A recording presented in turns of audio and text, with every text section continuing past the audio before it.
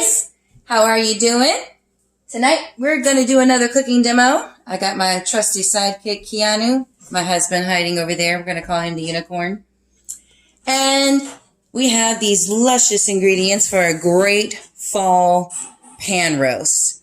We have pomegranate seed, cherry tomatoes, whole carrots, but they'll be cut in halves, Brussels sprouts, red onion, pure maple syrup, butternut squash, coconut oil, cinnamon, pink salt, pepper, zucchini, pecans, and dried cranberries.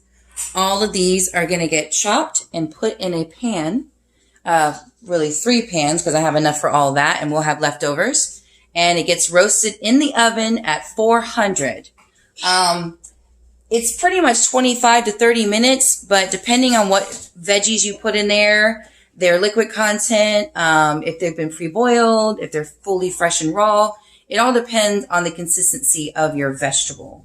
And you want to keep an eye on it also too, because the sauce has that maple syrup in it and there's a little cinnamon involved. So it can always burn, and that'll vary because of your oven. So we're going to get to chopping and then I'll be back. All right. One very important thing. I have 3 different types of pan, various of ages, as you can see, various of coatings. So you want to make sure you oil this very generously. Or in my case, I'm going to use aluminum foil with a little bit of coconut oil on top of that. The last time I made a veggie roast in my pan, which was in my last video, that salmon and sauce and veggies, though incredibly delicious, they stuck pretty bad. And I even oiled the pan incredibly generously. So we're going to use foil this time because of the different types of pan I have. And I'm pretty sure that's a good indication as to why my veggies stuck. So on to chopping. Oh, we gotta flip it around. We get the video and you guys. Isn't he handsome? Yep, that's mine. Anyway, to the little handsome, he wants to tell a joke. Why did the pony go to the doctor's office? Well, why did he? Because he's a little horse. Oh, ha, ha, ha, ha, ha. All right, back to business. Here we go. I'm going to show you a little bit of my layout here of what's all ready. This is the oiled pans. About to chop the veggies. I know I haven't done it yet. And just to give you an idea about the sauce, you want to put in a 1/4 cup of the coconut oil. And we want 2 tablespoons of the pure maple syrup. And just a little bit of salt and a little bit of pepper. And you want to blend that well. If your coconut oil is like this, having the stiff peaks, you want to go ahead and just put it in the microwave if you need to loosen it up a bit. But you can wait till afterwards to make sure your sauce is the consistency that you want it to do. Now, because I have extra vegetables, I'm not going to follow that recipe to a T. I'm going to double that amount of sauce because I'm making 3 pans worth. But for the normal family, without the extra folks involved, you don't have to have nearly as much vegetables and you don't have to have as much sauce. So for a, 2 people or 3, and yes, we are 3, but we want leftovers. All you need, again, is a 1/4 for the coconut oil and 2 tablespoons of the maple syrup, along with a little bit of salt, a little bit of pepper. Okay? And later on, when we go to pour the sauce, you'll be using some of the standard pepper, the pink salt, which is back here, and a little bit of cinnamon. But I would put this on during baking time and not up front just because of the burning factor. That's just my opinion. But you can add it before. It all depends on your oven and if you want to do it or not. Okay? So we're going to get to chopping. See how that goes. All right, here we go. We're going to start our chopping. I'm not going to go through the thorough portions of it. I'm going to give you how to do each piece just so that you don't have to follow the whole thing. And no, I have not figured out time-lapse yet, so I'm not going to bore you with a really long chopping session. But here you go. With these guys, you just want to cut it down into the 4s and then another chop like this. Just so you have small, I want to put everything, especially this and the squash, around the same size because, of course, they're thicker, they have moisture, so So you want them to cut as evenly as possible. I'm going to go ahead and put those in one of the pans just to get it out of the way. And with this guy, a lot harder to deal with, but it is what it is. It's totally worth it once you get it down. Yeah, you gotta chop it like the ninjas do. I wish I had the power of the ninja, but I don't. Cause I got ninja swords on my back. All right. So I'm going to try to get this in some even chunks all the way around. I'm sure there's probably an easier way to do this. I'm sure you pros out there know how to do it, but this is the only way I know how. So we're going to do like that. And then when we're done with this size, we'll just go ahead and split it down the middle. And keep going. And then I would go another thickness down here in the middle. Because again, I wanted to make it very much like the zucchinis as best as I can or as close as I can so that they'll cook around the same time. You know, you master choppers out there, I'm sure you have a better way of doing this or something that works for you. I don't have a chopping machine. Wish I did.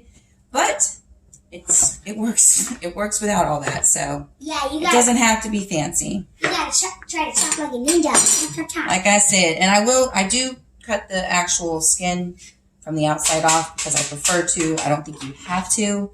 But, you know, again, that's up to you. So that's that. We'll keep going with that in a little bit.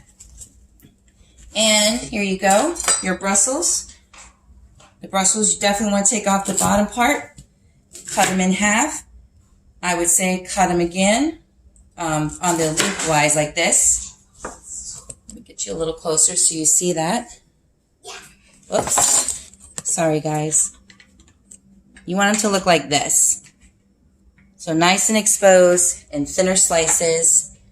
This way, again, they will cook and roast up really pretty and should have no problem cooking through. So we do that several times. And then with the seed, just keep chopping the pomegranate down until you can just pluck the seeds out gently. You want to put them possibly in a bowl and rinse because even though this is definitely a rinsed fruit, you kind of want to rinse it anyway just in case. Not to mention it gets rid of some of that juice that's on there that you don't need. Now, the pomegranates go on at the end, by the way, but we're going to get them prepped and out of the way. And I'll continue with that in just a minute. Your carrots. And move that to the side. Just basic, nothing fancy. You want to go down the middle. Cannon, stop. Sorry. You know, get it down as best you can right there. Put that into fours. These are not going to get chopped in the big cubes, but I will chop them in half. Like that. And then those will lay on the pan too. And then finally, this last veggie, before we get to the other stuff, your cherry tomatoes. I don't think anyone needs any schooling on how to cut those. You just basically cut them in half, place them on the tray. Dried cranberries. I already get mine in a bag. This is a really good brand. You want your pecans. You want them in halves. I think you can use chopped too, but the halves are better because they roast, again, with the consistency of the rest of the plate. So you want these guys to go into the dish as well. And then, at the end, you'll put your sauce on top. First, I want to cut up an onion as well. I love onion on everything, guys. So, if you don't like onion, it's really not necessary in the dish. But I love it. We love it. So, we're going to eat it. So, I love these recipes I share with you because really every single one of them is flexible. If you want to add different types of toppings or sauces, if you want to add different extra vegetables, you know, especially since this doesn't have any meat in it. I want extra veggies because that's what we need to fill up with it. But this is a good idea Let me show you. Of what it should look like in the pan. But if you were to... Put your sauce on top, of course, before you put it in the oven. And then I'm going to duplicate this process, get it all chopped up, and we'll be back for when we go to put it in the oven. All right, here we are with the sauce. Now, I've already done this tray and this tray. And I don't have enough sauce for that. I have to triple my recipe because I have way more vegetables than the typical recipe would call for. Really, at the end of the day, you can make one pan with that single sauce recipe, 2 pans with the double, but you need to triple it if you want to make 3. This is great size, by the way, if you're going to have a party or you just want leftovers. This is definitely going to be easily 2 meals for us and some for me at work because I work in an office, so I like to take my meals with me. And here we go with our little compost pile. This is all going to the composting bin. Please don't throw your stuff away. You can use it in the compost. I'm learning more and more and more about this garden thing. But anyway, let's go over the sauce again just one more time. So I ended up tripling it. I had 3 1/4 cups of coconut oil.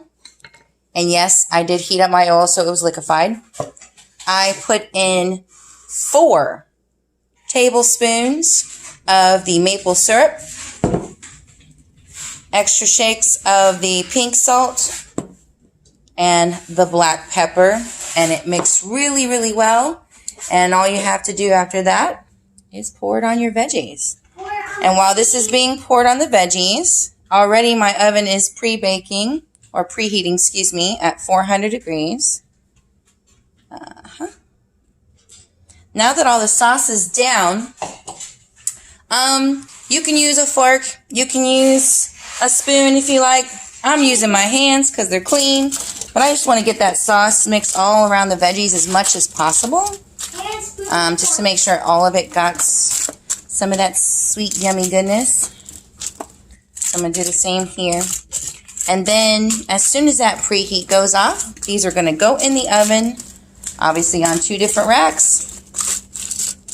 I'm going to maybe put in some extra nut toppings or possibly some more dried cranberries, whatever to, deliciousness it up, if that's a word. It's probably not. But anyway, this is an easy dish. This is going to be a great side to your turkey or whatever meat of your choice for Thanksgiving, or a meal by itself if you just don't feel like having meat one night. That's another good reason why I put extra vegetables, because there's no meat in this dish like I mentioned before.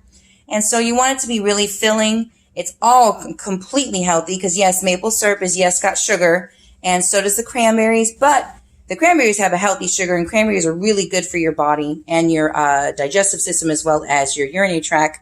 And all the vegetables in here are definitely 100% healthy. Carrots are good for your eye health. And all your greens, of course, are good for iron and all sorts of other nutrients. There's cherry tomatoes in here, onion for flavoring. I did already put the pomegranate seed on there, which I adore. So that's going to get roasted with it as well. And those are full of antioxidants as well. Zucchinis. Most everything on here, with the exception of the carrots, is relatively low carb, if that's a thing for you. The pecans, of course, are filled with healthy fats. So there's really a lot of nutritious value in this. If you're doing 100% maple syrup, yes, the sugar's there, but it's also better for you than the store-bought fake syrup that my son loves. So anyway, we're going to go ahead and prepare for the oven. And someone wants to play for you.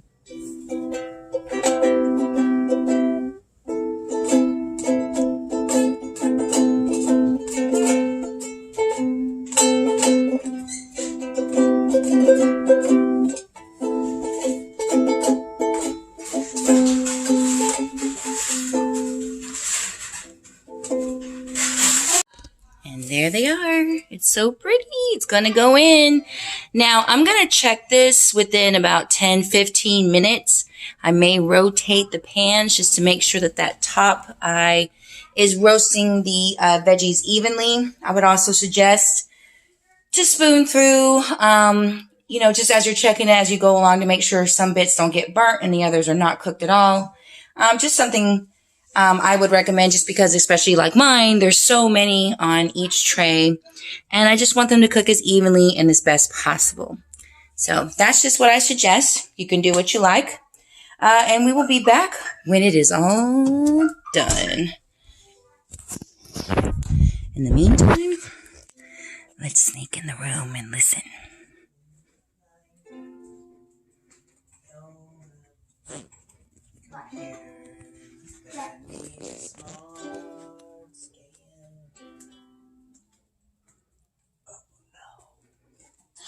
It's okay. Go singing. Come on. I missed it. He's singing. Oh, you missed it, guys. Sorry. The unicorn doesn't want to perform. But here, come look at my puppies. These guys are awesome. Here's my Elmo. Hi, baby. Hi, Emma. Hello. Yes, these are my loves. Elmo and Emma. They're Elmo so cute. and Emma. They're so cute. Ooh. And he has a good spot right here and here. All right. I won't bore you with the sweet puppies. We might have videos of the puppies later. Anyway, we'll be back when it comes out of the oven. Now, I know this is a cooking video, and you saw my little man and his handsomeness. Love him to death. But my husband, you know, the one I keep calling the unicorn, or my son said, no, call him the alien. You think he'd exist? But maybe he don't, because he don't want to be seen. He's undercover. But let me brag on him a little bit. My family is crazy, and that's okay. And we love the Lord, and we love our food, and we love the community, and we love our kids. We're a big family. We have a lot of love, a lot of turmoil, a lot of craziness. But I have to sit here and brag on my husband. Even though he is the most horrendous pain in my butt at times, and I say that affectionately, he is the best thing I could have ever asked for. God truly blessed me with a beautiful man who loves me, who works everything out with me. We don't get into horrendous fights, thank God. And even if they seem like they might get there, you know, we squash it immediately. But he is a fantastic dad. And despite what his ex-wife might say. And he is a beautiful human. He loves to worship God. He loves to play instruments. He's incredible at art.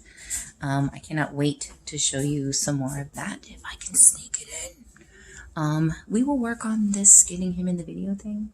He's acting a little shy, even though he's really not. He's actually a big, huge goofball. But he can also sing really pretty. And he knows how to treat us right. So, anyway, just want to throw that in there. Back to the cooking. Hi!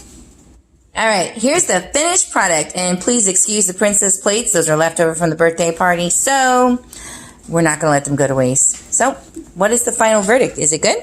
Oh, it's good. It's really good. That's really good. Awesome. And he said it's not too sweet. It's actually quite balanced. And it's very healthy, guys. Yes, I know the maple syrup's full of sugar, but it is okay because it's pure maple syrup, so it's definitely better for you than the junky stuff. And only thing is, we can't get this guy to eat it because, well, it's vegetables, right?